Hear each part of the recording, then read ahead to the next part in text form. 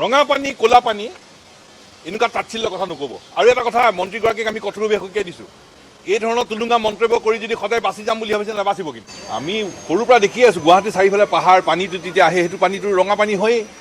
ক'লা পানীবোৰ কোনবোৰ ক'লা পানী? তেওঁলোকে নলা চাফা কৰিব নোৱাৰাৰ কাৰণে যিটো ওলায় সেইটোৱে ক'লা পানী, তেওঁলোকৰ ব্যৰ্থতাৰ কাৰণে ওলোৱাবোৰ ক'লা পানী, বাকীবোৰতো চব ৰঙা পানী।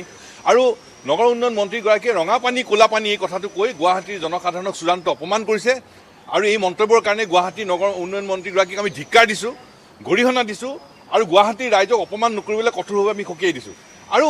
আৰু কৈছে কি যে মেঘালয়ৰ পৰা পানী আহিছে, মেঘালয়ৰ পৰা পানী অহাৰ কাৰণে এনেকুৱা ঘটনা এটা হৈছে।